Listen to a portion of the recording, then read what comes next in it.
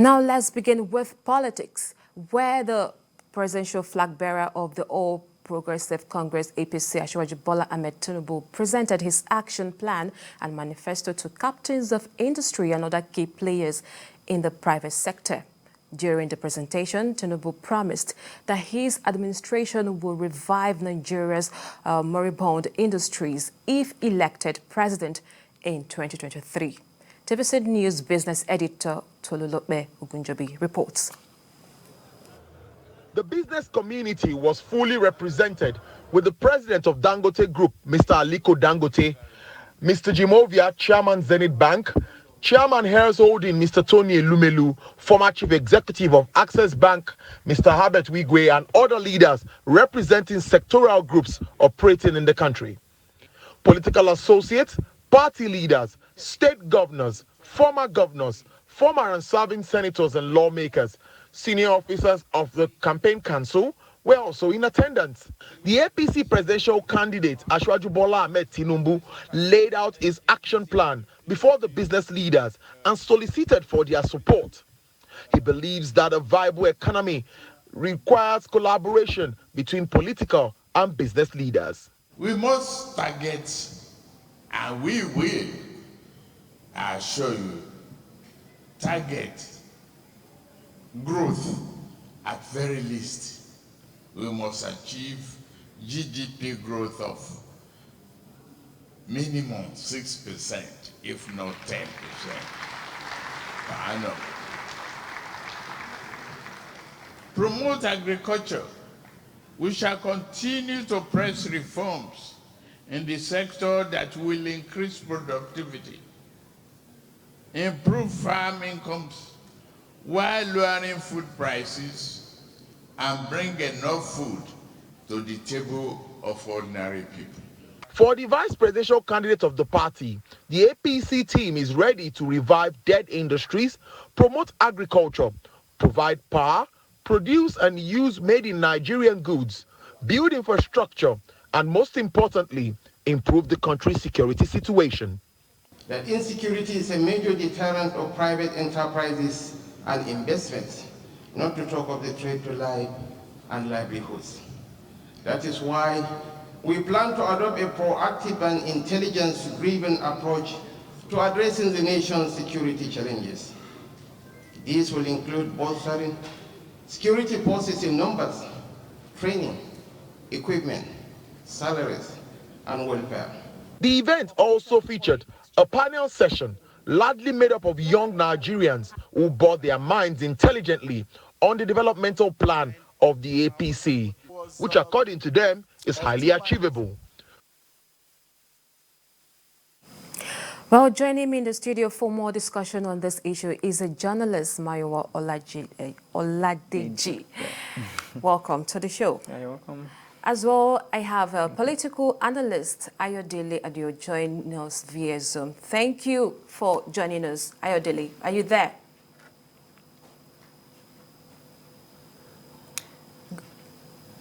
All right, let me begin with you.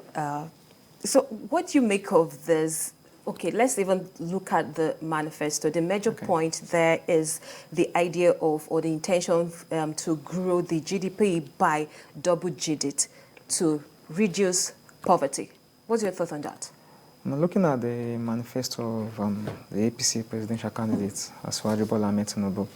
Very good theoretically, but we all know how translating theories to practical work in this system. So there are a lot of things that need to be put in place. Security for one. We all know how everything is, even if there is the requisite infrastructure to make things work. I mean, well, infrastructure is very important, but we need security. I mean, we can't go out without being in fear, being out of, okay, when will I get back home? Or so those things have to be in place. Value for human life has to be in place. I mean, we all have to have a sense of belonging, a sense of patriotism in the country for anything to even work. Then we all need to ensure there are consequences for actions, because I think that's the major key in ensuring a country attain its potential.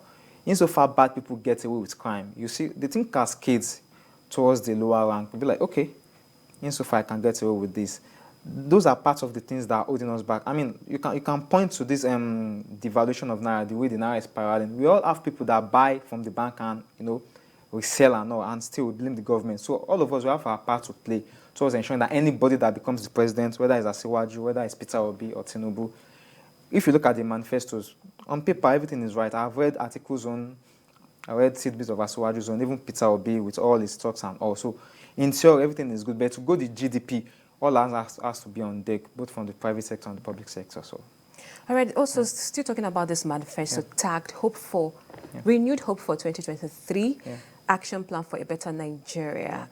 Do you see any link between the 1993 manifesto with this one, like many have argued? People just talk for the sake of talking, and I don't want to seem like an apologist, like an Asiwaju apologist, but there are no new ideas. We all know that. Even in arts and literature, there are no new ideas. So I don't see the furor over, even if it's copied. I don't think it's copied anyway, but even if it's copied, there's no big deal in it.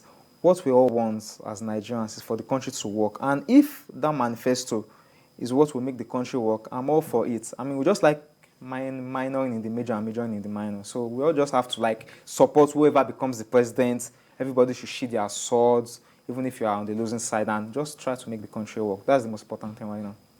All right. Also, with regards to the idea of Tinubu's Shettima plans in terms of deliverables, what do you think on that?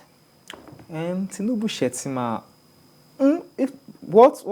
from what I've seen, we have to look at the antecedents. Even though people will say, okay, you can't go into a battle based on your antecedents, but I think that's fallacious. I mean, you have to look at the antecedents of Asiwaju, what he's done for Lagos, even though we know he could do better. I mean, that's what we can work with anyway. Even when you look at articles, you look at Peter Obi, those are the things those are the variables we can work with. And based on his antecedents, I think, because one, he said in that speech that he's going to remove subsidy. That's like a major way out, because the country is in debt. We have to remove the subsidy. Whether it's going to be in phases or he has to obliterate it completely, it has to be done. So step by step, incremental. And I like the fact that he invited captains of industry, Alhaji Aliko Dangote and all. So those are the people that will work together to make his administration work. So I think they're on point. Okay, I think we now have our Zoom guest, Ayodele Adio. Are you there? Hello. All right. So let me come to you. How would you regard the Tinubu Shettima plans in terms of deliverables?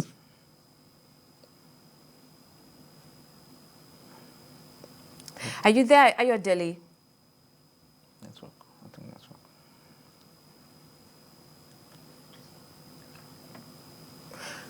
Okay, so another thing Tinubu mentioned in the manifesto is the issue of insecurity.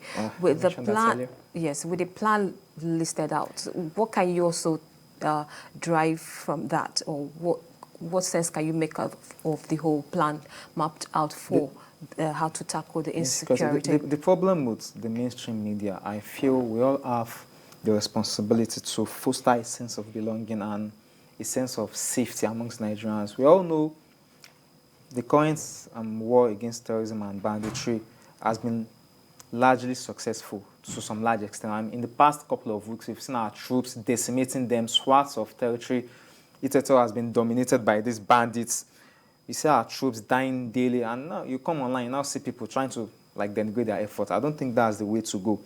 We know they can do better, more can still be done, but I believe whether it's Asiwaju that enters, I need to reiterate this point, whether it's Asiwaju, but since we're focusing on Asiwaju, I think it will continue, because it's an APC, government is a continuum, so I believe it will continue from where President Buhari stops regarding insecurity, and I think it will be successful with it to create a very better economy here.